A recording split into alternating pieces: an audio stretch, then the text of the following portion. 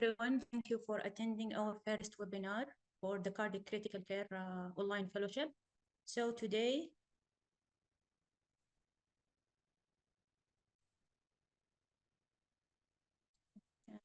allow me to share my slide.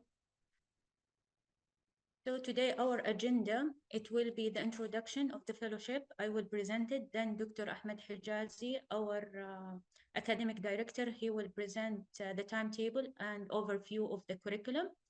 And then Dr. Abdurrahman Al-Asiri, who is ECMO consultant, critical cardiovascular critical care consultant. He will give us a talk about the cardiogenic shock and mechanical cardiac circulatory support. And the discussion will be moderated by Dr. Aus, who is cardiac critical care consultant, echocardiography, and Dr. Merfat, who is intervention cardiologist. Thank you all for joining us. So for our cardiac critical care fellowship program, so it is 1 year online fellowship program starting at September 2025. It will be the first of its kind to deliver up-to-date knowledge and evidence-based clinical experience in adult cardiac critical care. It will be entirely online through an interactive electronic platform, providing high-quality interface for learning and teaching. So our objective, so during my fellowship, I have difficulty in the resources and how to read and how to manage. As we know, there are special population, complexity of the cases, may have good clinical outcome if we treat it appropriately. So that whether it's medical and surgical, and close that gap of the limited resources. And combination of the human and machine know how to deal with the mechanical circulatory support. So we gather international sub-specialized speaker from different countries, from UK, US, and from Egypt, Europe, and Africa and India, just to know the international guideline as well as the local guidelines and the local experience. We share multidisciplinary expert team, including cardiac critical care, cardiologist, electrophysiologist, echocardiographer, and cardiac anesthesia, as well cardiac surgeon and advanced heart failure team and perfusionist. So those are the board members who we are honored to have them in our cardiac critical care online fellowship. And some of them will be sharing talk and some of them we will sharing only to discuss the academic material. So the program duration, it will be 1 year. It's contained 3 modules with asynchronous audio video lecture. The module duration, each module will be 16 weeks, including the exam. The outline of the module, it will be dictated lecture reflecting the practice on the international guidelines, MCQ with answer and explanation, case discussion, complex cases, and real-life clinical scenario, clinical abbreviation of scientific peer review publication, as well as critical thinking.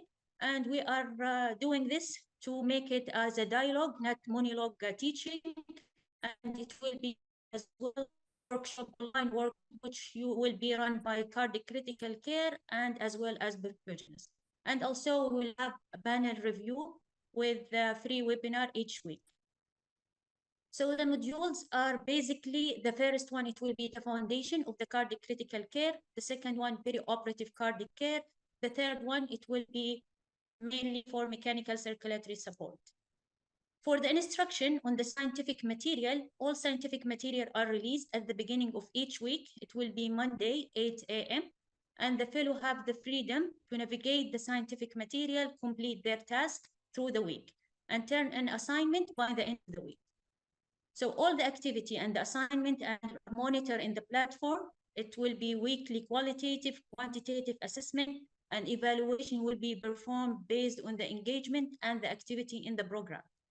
Eventually, upon the completing the program, you will be expected to receive American Accreditation Association certificate, knowledge about how to deal troubleshooting of the mechanical circulatory support, mastering the management of cardiac critical care patients. So our aim is to start September 1, 2025, and the graduation date will be 15 June in 2026. So for any further question, feel free to reach us through our online link or through my personal email. And thank you all. I will give the mic to Hijazi to go for a review of the timetable and for the curriculum. Perfect. Thank you, Dr. Ashfaq. Appreciate it. So I'll share my screen.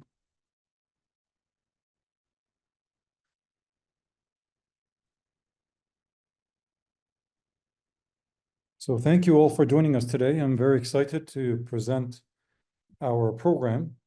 So this online cardiac critical care program will really fill in a gap with regards to training and with regards to those who seek fellowships in cardiac critical care.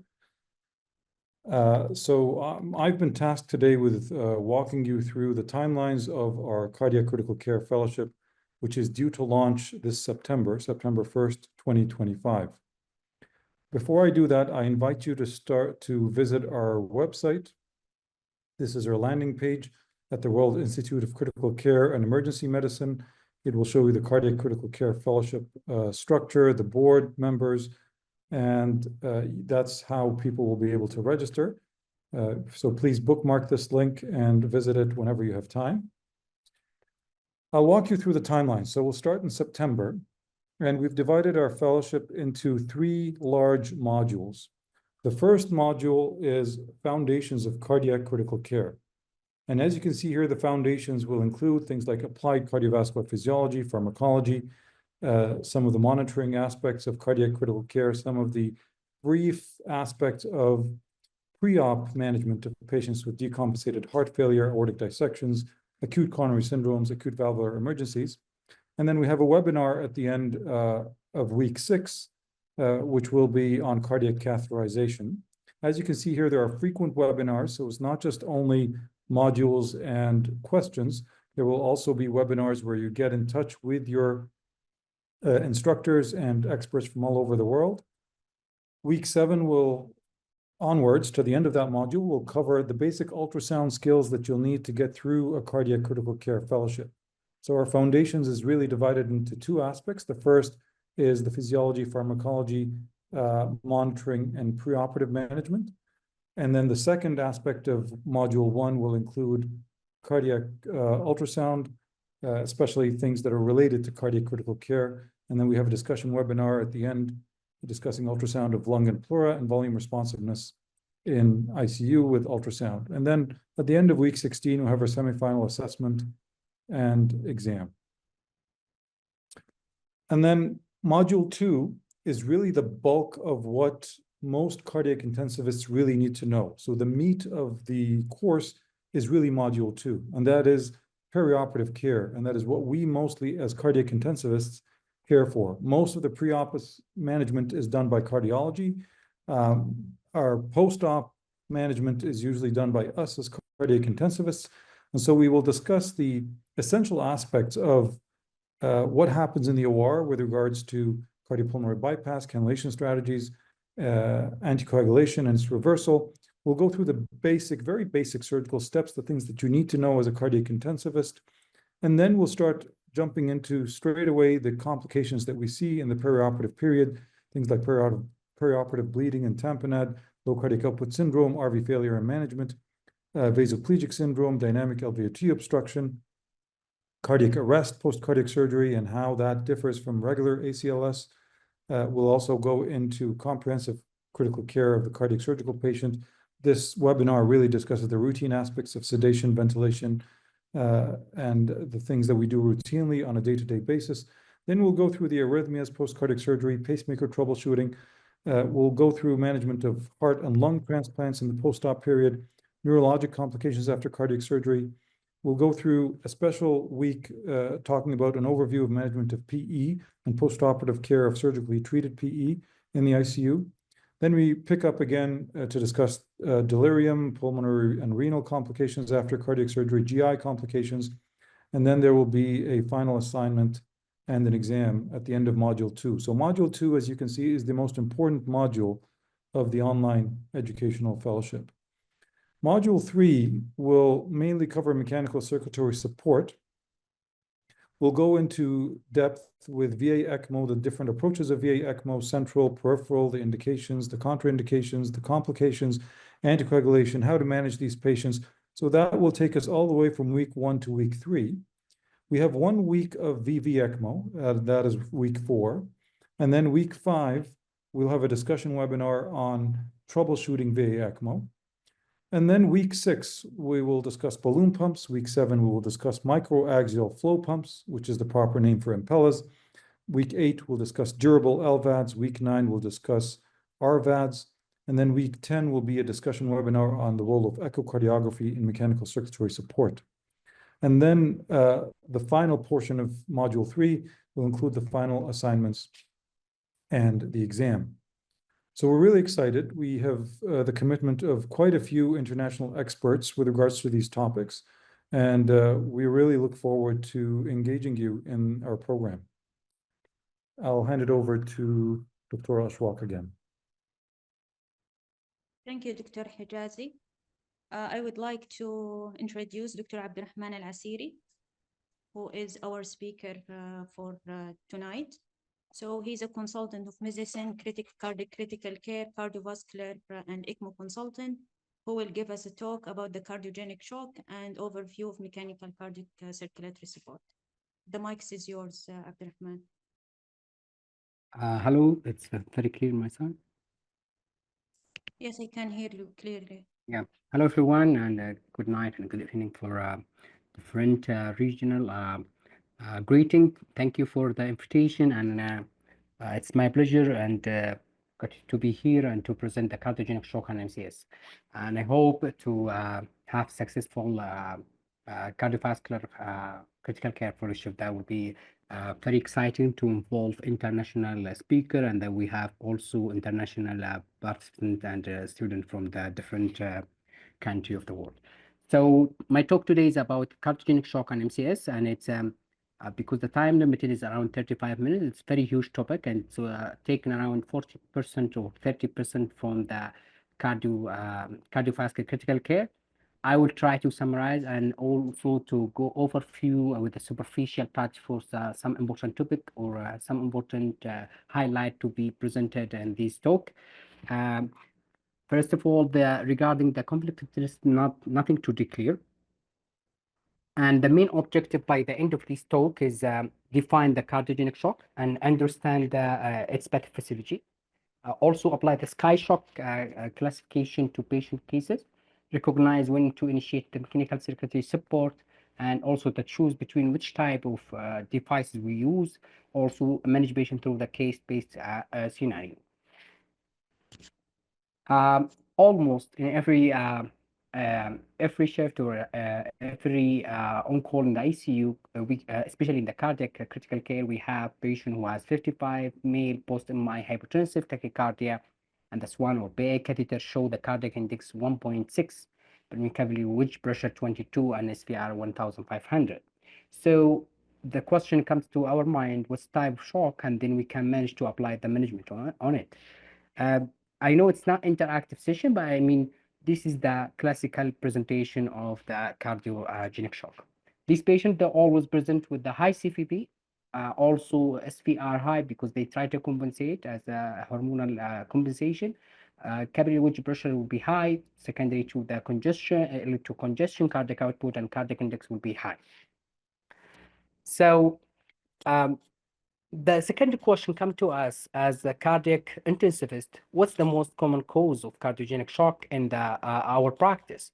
And by evidence-based, and most of the data literature suggests that STEMI is the one of the most common cause, reaching around 70 to 80% of the patient who present with acute cardiogenic shock secondary to STEMI.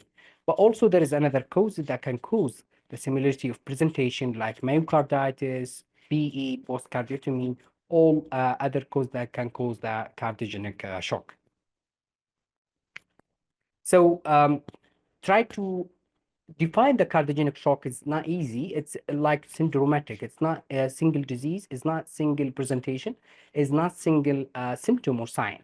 So it's life-threatening condition characterized by inadequate cardiac output to meet the metabolic demand of the body, despite the adequate intravascular volume. So the patient, he is not in hypothalamic shock or any another type of shock.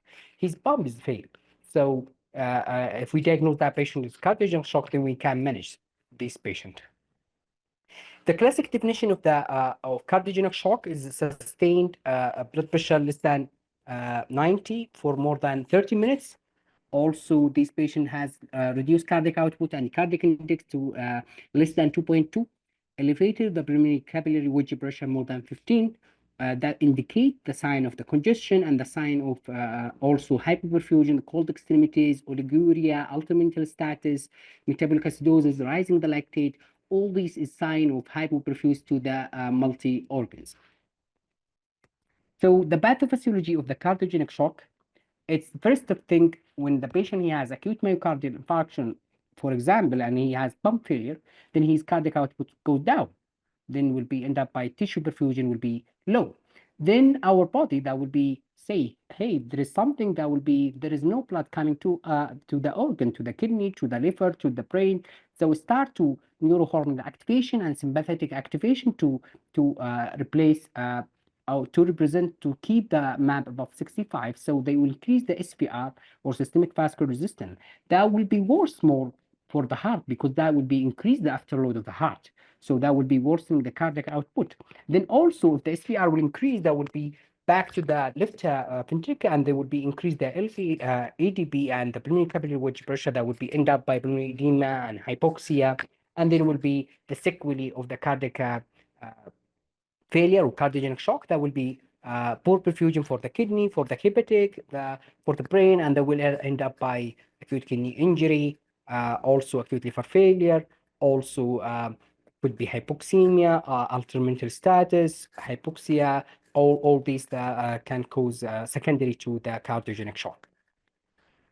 So the hemodynamic feature of the cardiogenic shock, the most important no, it's a cardiac index less than 2.2, wedge more than 15, systemic vascular resistance, which is not common, but more than 1,500, that will be compensatory vasoconstriction.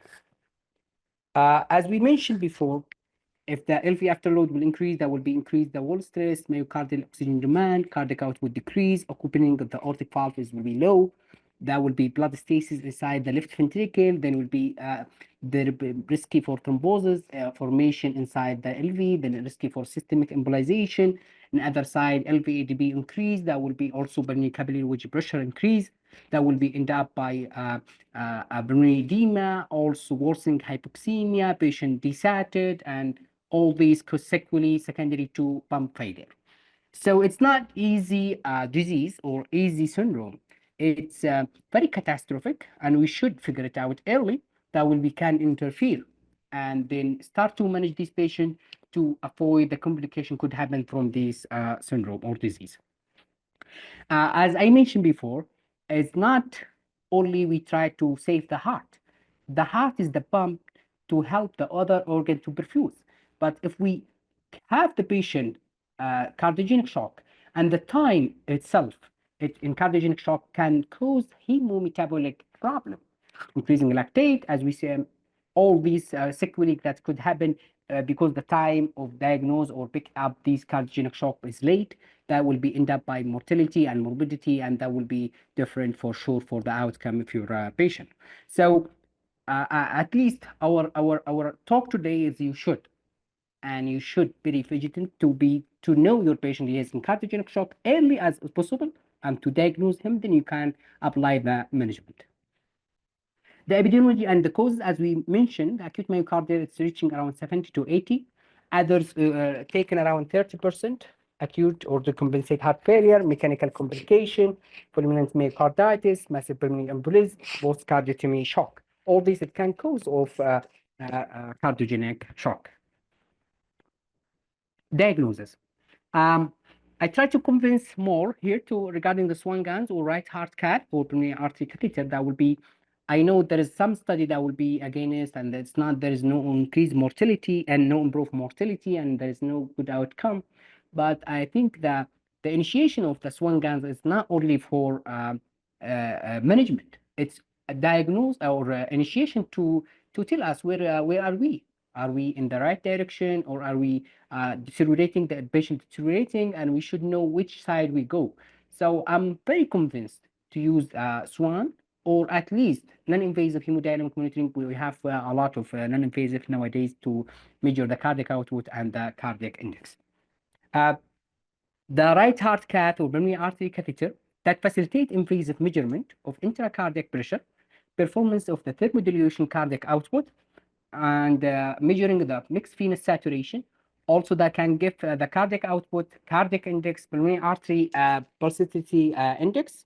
Also, these data can be used to make diagnostic treatment decision. Such initiation of the mechanical support is not easy to put the patient in the mechanical support while you don't have the SWAN. You don't know the cardiac output, you don't know the PABI, you don't know the CPO, you don't know the cardiac index, the SVR. All these data is important to know when you need to initiate the MCS. So I tried to find in the literature something that supports of SWANs or right heart cath. And I find these articles in 2020 that talking about complete hemodynamic profiling of the pulmonary artery catheter in cardiogenic is associated with lower mortality in hospital mortality. And the retrospective study of 8 centers of the patient in the cardiogenic shock, and they have 84% of the patient who has mechanical support, some with right heart cath period to insertion around 84 and 20 without right heart cath, and they found significant lower in hospital mortality in those who had the SWAN with complete hemodynamic profiling. It's not because it's increased the survival, no, because it tell us or tell the physician this patient going to the right direction or this patient going to the wrong position, wrong direction, and you should act here, you should act here, you should stay, and you should wait, and which direction you are.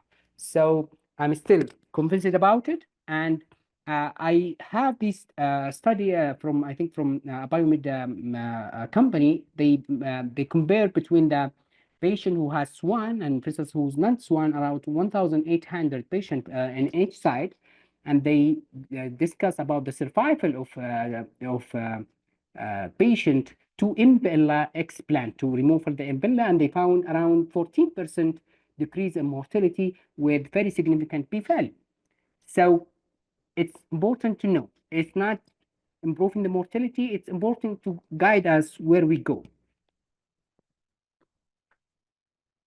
So also by the SWAN, we can use this SWAN or right heart cath by indirect measurement through this catheter, SVR, pulmonary vascular resistance, cardiac index, stroke volume, oxygen delivery, oxygen uptake, and also other equation. I can't go all these equations tonight because it's a very small webinar, but we inshallah will go through these through the topics and discussion during the fellowship time. One of the important equation that's CPO, the cardiac power output, that will be predict mortality across the broad spectrum of patients with acute cardiac disease. And it's calculated through the MAP multiplied by cardiac output divided by 451. And the CPO less than 0.6 was the strongest predictor for hospital mortality in shock trial by around 58% probability in the hospital mortality. Also, the PABI or pulmonary artery pulsatility index that will be measured through the PA systolic minus PA diastolic divided by CVP. And the goal for PABI more than 1, that will be tell us that this patient right heart side is working or there is ventricular dysfunction or right ventricular dysfunction. So the classification of this shock or of the cardiogenic shock, it's important. And there is a lot of talk and a lot of trials. They said which type of shock and how can, I mean, which degree of shock and how can we talk in the same language between the cardiologist, between the intensivist and other team to know which degree of shock, because each degree of shock, there is different management, different type of therapy. Do we need to escalate to NCS? Do we need to keep only the patient in inotropic and Lasix and others? So the SCAI classification is one of the important classification. Also, there is hemodynamic classification and phenotype classification. So the SCAI classification is from A, B, C, D, E, and they divided between to 5 class depend on the presentation. At risk, this patient neither hypotensive or tachycardia, no hypoperfusion, but he has acute myocardial infarction, and he has he's risky to have cardiogenic shock. The beginning, this patient hypotensive or tachycardia, but there is no sign of hypoperfuse, and he doesn't need any vasopressors. Maybe he need fluid or some medication here or there, but he doesn't need any vasopressors. The classic always this present with a hypoperfuse, rising lactate, requiring intervention, volume, inotropes, vasopressors, even mechanical support. But there is no deterioration after this treatment. So he presents with this cardiogenic shock, and we start his the medication, inotropes or fluid or something to treat the cardiogenic shock, and he's stable. That means that this is classic cardiogenic shock. D is the same as C, but if in this patient he getting worse with a failure of initiation of initial intervention. The E, which is that will be refractory circulatory collapse and frequency in refractory cardiac arrest or ECMO CPR. As we mentioned here, this patient divided into 5 stages. So the examples, just I know it's not interactive, but just to mention, this patient 68, male, post-MI, blood pressure 80/50, cold extremities, rising lactate, requiring no perfusion, but he start to be stable. That will be suggest it's classic shock stage C, SCI stage T. If he not respond to the norepinephrine and inotropes, that will be, we can go to a SCI D, that will be deteriorating shock this patient. So the mortality in the cardiogenic shock, it's not simple. It's very significant, and it's if you have cardiogenic shock, it's like nightmare in ICU. This patient, it's his pump failure, and you need to keep him to not only his heart, also to perfuse his other organ to save his other organ to decrease the mortality and morbidity for the patient. So there is a lot of scores that will be the measure the hospital mortality cardiogenic shock, this CARD shock risk score. That will be risk prediction and hospital mortality in cardiogenic shock. Also, there is another score called ORP risk score. I will not discuss this score. We should discuss it in the lectures. But I mean, this score that will tell us which degree of mortality depending on the data you enter to this patient, and you will let know which mortality risk. I have a good interesting about the SCI shock correlation. If you see the Y and X, that's overall survival and the time.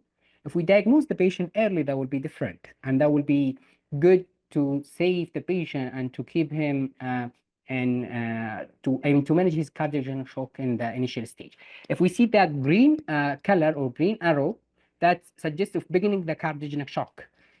When he start around 100, then go down till it reach to around 75 survival. That means 25% mortality at beginning of cardiogenic shock. Only beginning. Yeah, I mean he doesn't need any vasopressors or any tubes. He need only maybe fluid or some medication. Even he's around 25% reach to mortality if we not diagnose him early and in the first or second or third hours from initiation of the cardiogenic shock. And if you go down also by deteriorating or classic cardiogenic shock, it goes down with the time, and the mortality it will increase to reaching 75, 55. To all these, on the other hand, it will be overall survival. So if it's 75 survival, that will be 25. In other hand, it will be mortality. So the message here, you should diagnose this patient early and know your patient to pick him and to manage him well. So the management of this patient is a very detailed. It's as we said, it's a very huge topic, but I would try to go overview of some inotropic, some mechanical support, then we'll discuss it in detail, inshallah, soon after in the fellowship. So the first question comes to us. This is not septic shock. It's not common to have it inside ICU, not only the cardiac ICU. It's not we should start nor AP or vitamin or mineral or other inotropes. So the question always coming to our mind, what's your first line inotrope for cardiogenic shock? And the second question, when I should start it, when I should go to the mechanical support, when I should go escalating to the multidisciplinary team and to the service or center who has this team. I think one of the most important management in the cardiogenic shock is the shock team. I believe in the shock team. We should create shock team for every hospital or institution. They have more than 100 beds. Shock team is a very important team to diagnose and to pick up these patients early and to detect which type of shock. It's not only cardiogenic shock. If we have septic shock, mortality will increase. If we have also hypovolemic shock, mortality increase if we not picked early. So shock team is one of the important home message to discuss it with your institution, with your team, to initiate it in your institution. So Detroit Cardiogenic Shock Initiative, I think this is one of the most initial team. They start create cardiogenic shock team, and they create their shock, and they name it National Cardiogenic Shock Initiative to pick up these patients early and to start put the right heart catheter, and they measure the PAVI and CPO, and they start vascular assessment, and they put the patient and also mechanical support if they need also mechanical support. Why I mentioned this, it's important as Detroit Cardiogenic Shock Initiative, because they do study that to compare between the other study with their registry. And they compare between the different type of trials, shock trial, intra-aortic balloon shock trial, calibrate trial, danger trial, and they put the National Cardiogenic Shock Initiative, and they compare it, and they almost, the survival rate for them around 72%. That's very good improvement to have 70 to 75 improvement of survival. That would be very good effort to have it. When we compare it with the other shock trials or other trials that talk about the cardiogenic shock, it's around 60% most of them, even 50, 49, all these is mortality. So I think it's good initiation, and it's they show us this shock team is important, and it's we should start to think about it if we don't have it in our institution. So some key consideration in the diagnosis and the management of the cardiogenic shock. Is this the first question as ICU physician?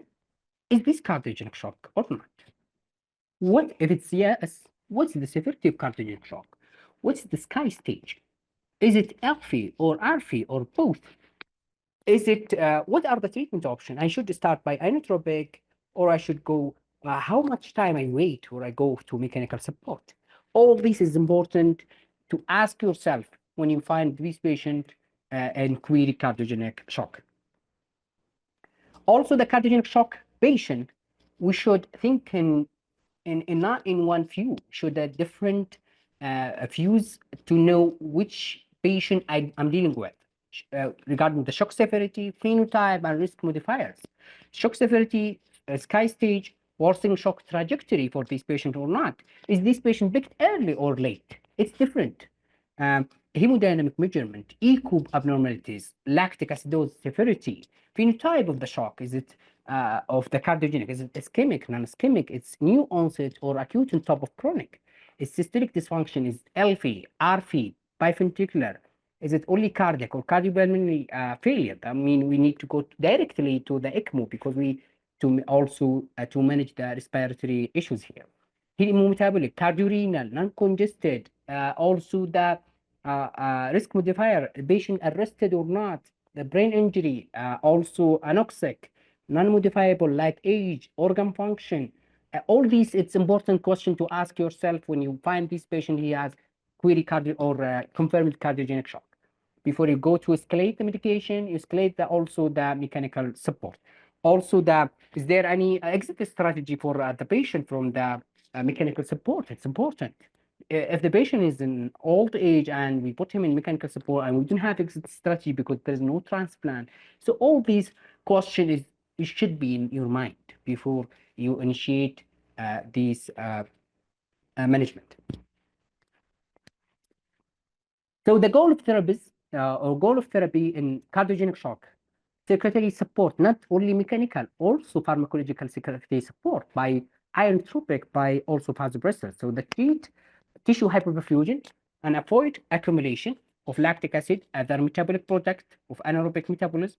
Also ventricular unloading, that will be risky because the patient he has normal he had LVADB high, that will be congestion or pulmonary edema. Also, if he doesn't aortic valve opening, that will be risky for thrombosis, systemic embolization.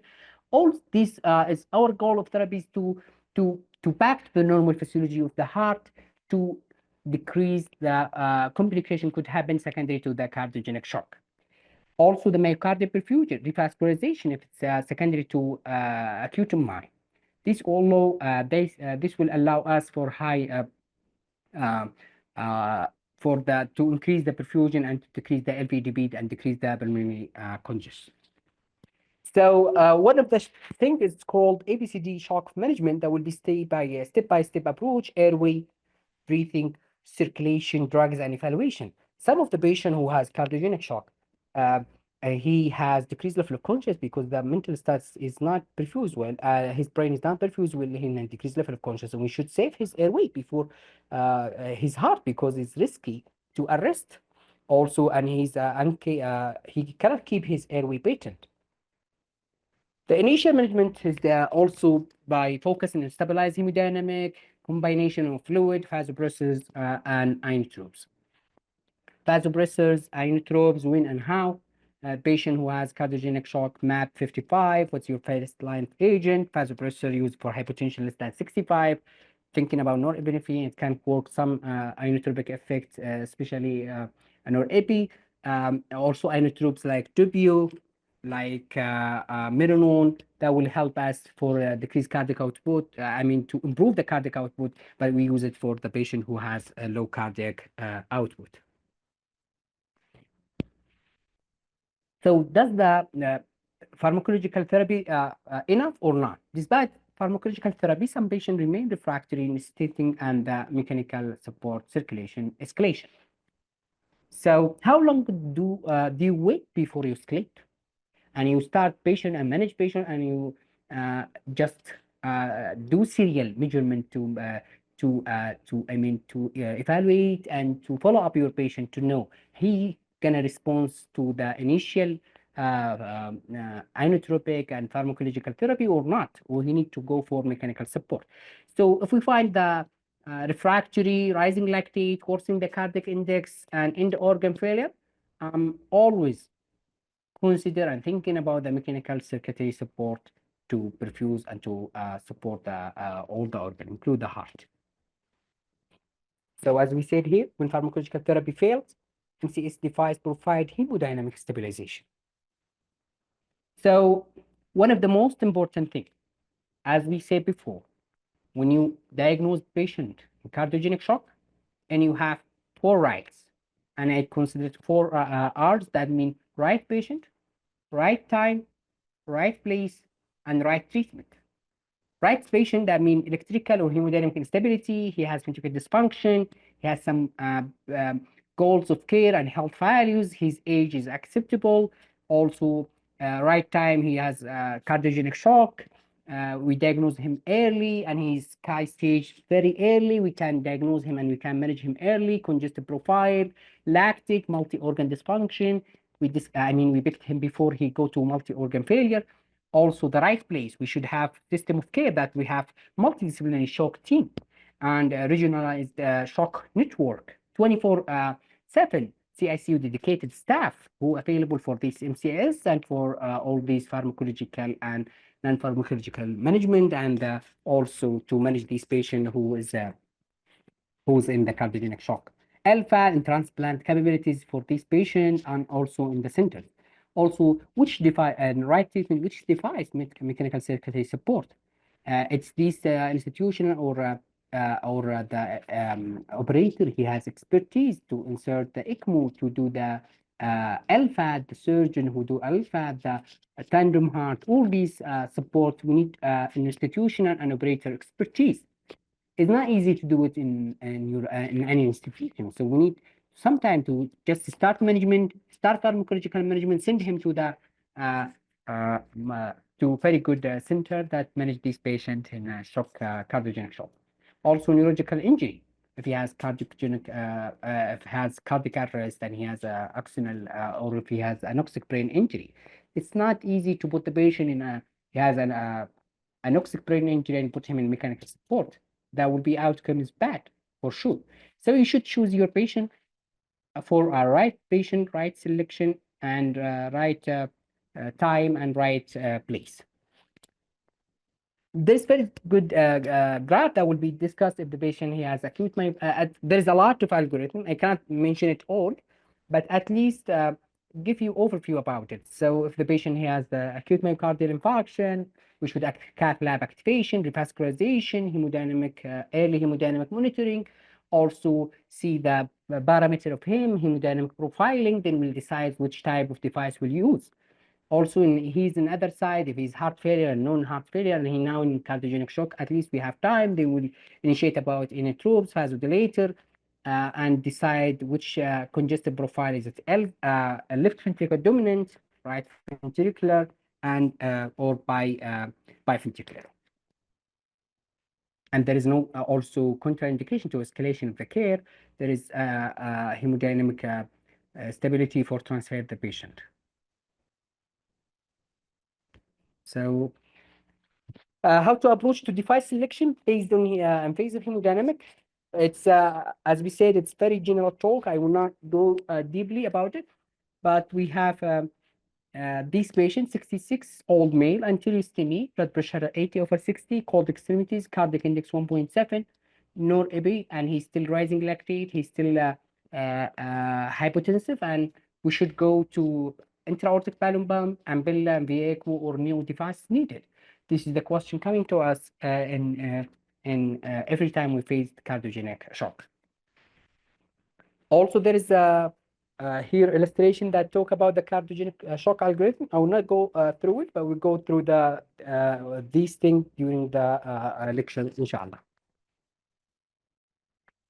I try to create some symbol or way to go which device you'll go and which mechanical support.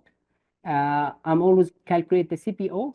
If it's less than 0.6, that means suggest if it's more than 0.6, that suggests adequate and he doesn't need to escalate to mechanical support. If it's less than 0.6, that means inadequate, and then I should calculate PAPI. So if PAPI less than 1, that means also the RV or right ventricular dysfunction, and I think also to augment RV support. If it's more than 1, it's we need to augment LV support. This MEI cardiogenic shock management, they mention the goals serial assessment less than Q 6 hours, and we should mention the hemodynamic cardiogenic hemodynamic profile, RA, which is CVB, and pulmonary capillary wedge pressure, and CPO, and PAPI. And you see here the left schedule in the left corner, LV dominant almost the RA or CVB less than 15, capillary wedge pressure more than 15, CPO 0.6, less than 0.6, PAPI more than 1, and these patients need LV dominant.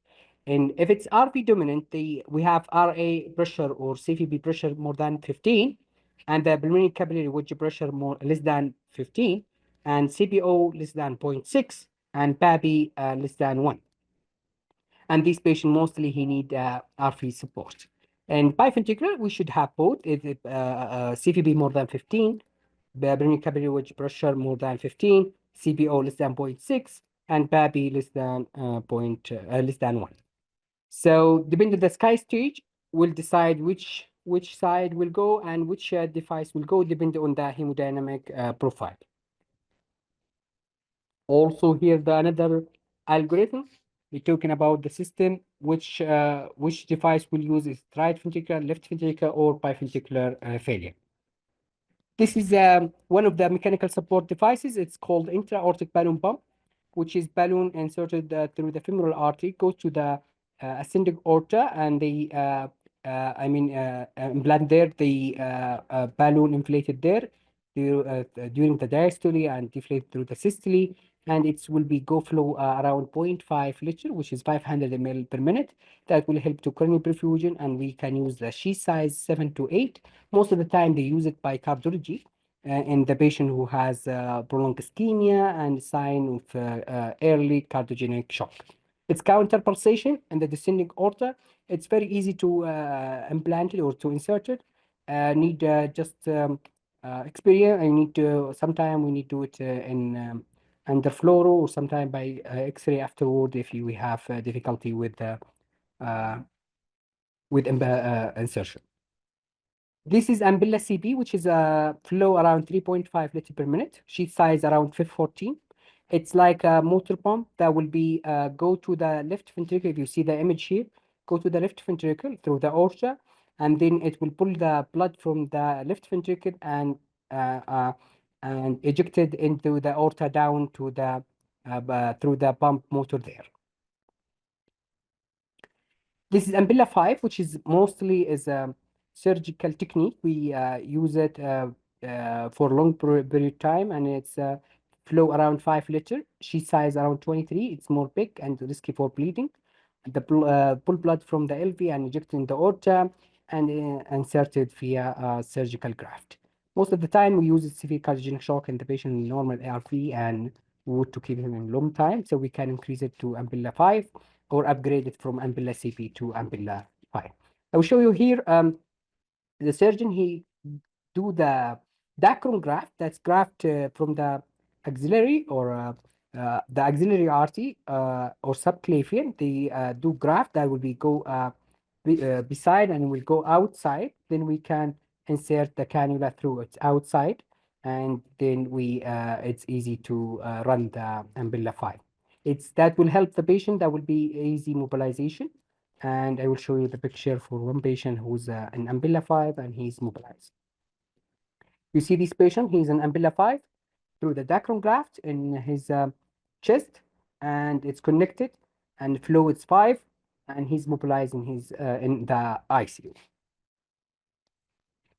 Tandem heart, that will be also helping left heart, that will be flow from 4 to 5 liter per minute, sheath size around 21 to 17, 21 French from the femoral vein, and it's back, take from the femoral vein, go to the right atrium, then to the left atrium, penetrate the foramen ovale there, and go, and it's pulling the blood from there to decrease the congestion and decrease the LVADP, and goes down to the machine or to the tandem the heart down, then to insert it to the femoral artery with the cannula 17 French, and so ejected in the femoral artery.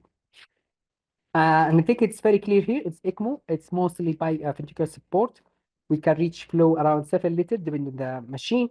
Sheath size in 17 femoral artery or 18 or 19, depending on the size of the patient, and 25 French for femoral vein. Pull the blood from the SVC and RA and ejected into the femoral artery. This is the RP support devices. We have two devices, Protect 2, that will be go through the jugular vein and comes to the right atrium, then to the right ventricle, then go to the pulmonary artery, and it's to pull the blood from the right atrium and from the SVC go and directly go to the machine and back to the exit or output flow in the pulmonary artery, so that it's bypass the right ventricle, and that will be help to rest the right heart to recover. Another side, Ambilla RP, which is coming mostly through the femoral artery. It's mostly it's short duration, goes through the femoral artery, and then femoral vein goes to the comes to the RA, and then RV, then go to the pulmonary artery and to pull the blood from the SVC and IVC, from the IVC and from the RA, then you go to the pulmonary artery. This is the comparison between the mechanical support devices and their impact on the cardiac flow. The lowest flow is intra-aortic balloon pump, and the maximum flow is VA ECMO. Ambilla 5 is very good flow, 5 liter, which is enough for the patient, and it's very, its decision need to take it to decide which patient I will put, which machine I will choose. This, I think it's the second last two slides that will be discuss the mechanical type of support and summarize it, depending on the cardiac flow and mechanism and sheath size and how it's work in the physiology, how it's affect the afterload and MAP and the cardiac flow and cardiac power, capillary wedge pressure, and also the oxygen demand. And I think the home message from this is it the cardiogenic require early recognition and classification, SCI system, hemodynamic monitor, PA catheter and echo and others, pharmacological optimization, norepinephrine, dobutamine, minoron, escalation to MCS when needed, and which device we need, balloon pump, Ambilla, VA ECMO, timely intervention, improve survival, act fast, and escalate appropriately. That's the end of my talk. Thank you, and I'm welcoming any question if they have, Dr. Ashwa. Thank you very much, Dr. Abdurrahman. That was an amazing and extensive lecture that you managed to give over 45 minutes. It was really challenging. That was really good. I was reading the questions, and I'm going to try to summarize it for you. So if you want to answer some of them, but before we do that, I'm going to go back to Ahmed and Ashwag. I think there were some people joining late, and there were questions about the fellowship program. Is it domestic or is it international? The cost, is there certification at the end, and the timing? If you guys want to answer all those questions at once.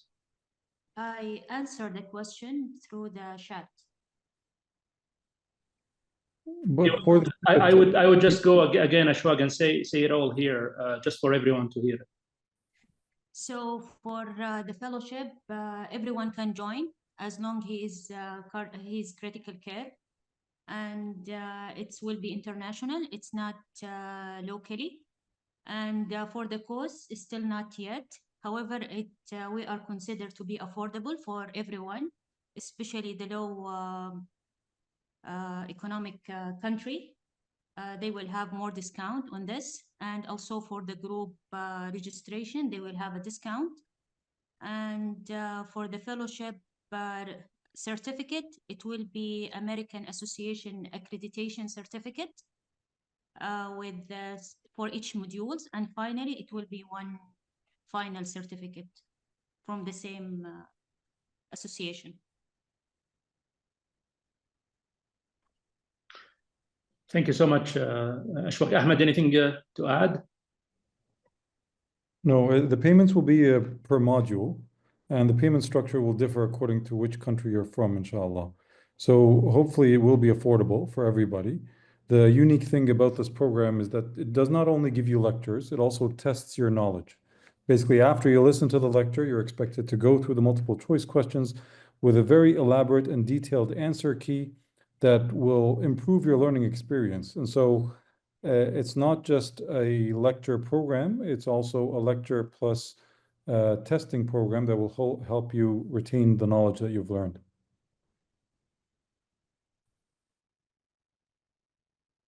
Wonderful. Thank you very much, both of you. So Abdurrahman, Dr. Abdurrahman, again, wonderful lecture. There were questions about diastolic function and how can it contribute to cardiogenic shock as an etiology, and afterwards, if there is impaired filling of the ventricle or significant left ventricular hypertrophy or hypertrophic cardiomyopathy, how does that play into cardiogenic shock? Yeah, thank you, Dr. Osdar. For sure, the diastolic dysfunction is going to affect the impaired the ventricular relaxation. That will be also impaired the ventricular filling, and that will be end up by left ventricular end diastolic pressure will be high, and the patient he will be decrease the stroke volume and cardiac output. So the diastolic dysfunction is not easy. Is not I mean, it's most of the time, especially in the critical care, is not easy to diagnose it. but easy to miss it. So it's affecting the bearing filling of the left ventricle and the right ventricle also, and it will be affecting the stroke volume and cardiac output. Another or 2 or 3 questions about ventilating cardiogenic shock patients. How would you ventilate them, and how does the ventilator play into their cardiogenic shock? Ventilation, mechanical ventilation, you mean, or ventilate the left ventricle, you mean? No, mechanical ventilation, lungs. Oh, it's most of the patient who has cardiogenic shock, it's you know, they have pulmonary edema, and it's not easy to ventilate them, but it's the ventilation wise because the issue with the pulmonary edema. So I think one of the important rules here is to start inotropic support and also to start diuretic to decrease the LVADP. That will be decrease the pulmonary congestion, and then will be easy to ventilate them. The other thing, it's also some of the patient who has cardiogenic shock and end up by multi-organ failure, they can cause hypoxemia, and they also have cardiopulmonary disease, and they need also VA ECMO. It's not only cardiogenic. Yeah, thank you so much. And then some questions about the timing of initiation, Dr. Abdurrahman, and also about inotropes and pressors. Many questions were about when to use like vasoactive agents and when to say, no, enough is enough, MCS, I'm going to start. And then the comparison between early and late initiation in the literature. So it's a very tough question. It's not easy to decide that this patient should go directly to MCS, but you know, as a cardiac intensivist, it will be decided, and it's very serial evaluation. I say most of the time it's minute by minute or hours by hours or 30 minutes by 30 minutes. But if I reach to inotropic support, I reach to good dose and he not responding and he's still rising lactate, his cardiac is still not improved, and the patient is start to have multi-organ failure, I'm thinking, should I thinking about the MCS? Regarding the inotropes and vasopressors, I prefer if you have, as critical care physician, not cardiac intensivist, if you face patient and you suspect he's cardiogenic shock and you try to resuscitate him by fluid, and then you discuss that it could be cardiogenic, and the MAB, if less than 65, you should start by nor-epi. Nor-epi can work sometimes, some inotropic support, and will help. If the patient has MAB above 65, I'm thinking always to start by dobutamine. That will help in cardiogenic shock with a good preserved MAB. The initiation of MCS, late versus early? Well, it's my behavior. I'm not that have good experience. We can ask Dr. Ahmed Hijazi about that. Yeah, but I will go there early for me. I was just going to say, there's a lot of data to suggest that the golden 6 hours is when you initiate mechanical MCS. So beyond the 6-hour mark of high dose inotropes and pressors, you've missed the boat. The patient will go into multi-organ failure, kidney shutdown, and the outcomes will not be as good. So all the data does suggest that MCS, the decision to start MCS should be within 6 hours of the onset of cardiogenic shock. You're not winning with your inotropes and your pressors, then the earlier the better. The earlier, the better your patient will do. Sounds good, thanks. There was a question from Dr. Zainab Al-Duhailab there about Impella and the DANGER trial. So there is increasing evidence for Impella in STEMIs and cardiogenic shock. And there were multiple questions about, you know, picking your device, when to do balloon pump, when to do Impella, when to add ECMO, when to do ECMO without Impella, and when to vent, when not to vent. Maybe Abdurrahman, if you want to try to answer that. Yeah, it's not. Yeah, I mean, it's not easy question, and it's not. We cannot take it to summarize it in 5 minutes. Impella is very good device, and it's very good, especially if the cardiologists they are caring about the patient and he start to have some sign of cardiogenic shock. If he start to left ventricle unloading him by Impella and to perfuse the other organ, that will help. But I think the shock team who's gonna decide depend on the case by case. It's not easy to choose which device unless we have different multidisciplinary teams. Last one there was I was smiling when I looked at it. Milrinone versus dobutamine. Someone is asking, I think from Indonesia. I'm Dubu fans, especially in I believe in Dubio is more acting, very fast acting. And the other thing, I know it's more arrhythmogenic a little bit, but I mean, it's less vasodilator slightly. I'm fans of Dubio, not for Miranon, but I think if we have patient he has using beta blocker since before, I prefer to use Miranon other side. I agree with you. I would say that when the patient is very unstable, I would choose dobutamine. When the patient is fairly stable and it's mainly the RV and the pulmonary pressure resistance that I want to target, I would go with milrinone, but he has to be more stable. I think time is up. I'm going to give the mic to Dr. Mervet Sanach to conclude the session. Well, assalamu alaikum jami'an. This was really a fantastic discussion and a great presentation. I think it sets the tone for the academy that is going to be launched. And Dr. Abdurrahman managed to condense an entire academy into a 45-minute session. But I think you see from the questions that this is not an easy topic, and this is not a one-word answer to these questions. And you will see that our patients, I think that those of us who deal with shock patients, it's not a one-way trajectory. They're not getting worse only or getting better only. They can get better and then they have a bleed and they have a little dip and then they start to improve again and so on. And so that's why you have to have continuous monitoring. This is why you have to have a team that keeps checking and making decisions every day about these patients. And if you need to make a decision about futility, then that's what you need to do. So I just really appreciate the insights from Dr. Ahmed and Dr. Ost. Dr. Ashwaq, thank you very much for the invitation and looking forward to the next one, inshallah. Inshallah. Thank you. Thank you so much, Dr. Mervet, Dr. Ost, Dr. Ashwaq. I appreciate all your input. We will learn more about the mechanical circulatory support in the module. That's why we have 16 weeks of mechanical circulatory support. And so if you want to learn more, I think stay tuned for our website, stay tuned for opening the registration. And inshallah, we'll do another couple of webinars before the launch. So we look forward to having you all again.